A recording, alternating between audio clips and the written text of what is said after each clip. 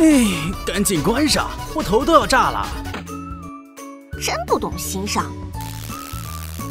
你有没有觉得你这车有异响啊？有啊，可闹心了，所以我开车时就听音乐，把这声儿盖过去。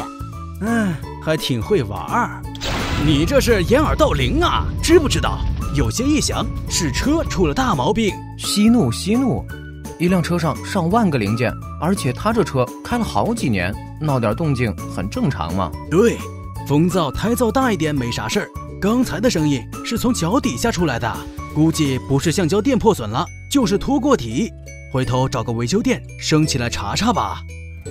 幸好没大事儿。要是发动机出现异响，那你这个月就多囤点泡面、榨菜、火腿肠吧。用不着，想请我吃饭的小男生都排到圣诞节了。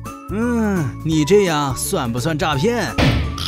假如你这车发动机冷启动时有那种高频的尖叫，还持续好几秒，这时可以去检查一下传动皮带，可能是皮带打滑或边缘磨薄了。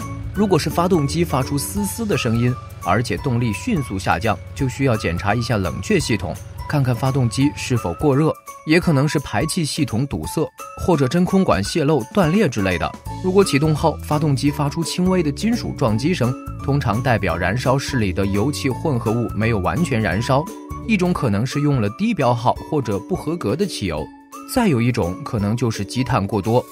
还有一种滴滴答答的扣机声，你加速就响，停车了就不响，这是气门间隙不均，原因是发动机缺机油或机油滤清器该换了。哇塞，你这经验丰富啊，都能去维修厂干活了。嘿，人家用故障检测仪一看数字就知道毛病，用不上它。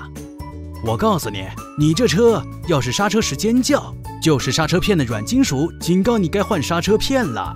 加速减速时发出有节奏的敲击声，不是车自己动次大次，而是轮胎老化或者磨损严重。其实好多异响根本找不到原因，比如这辆车品控不行，缝隙大，或者一颗螺丝没拧紧，而且零件是允许有公差的。但是像您这么假装听不见，我也真是醉了。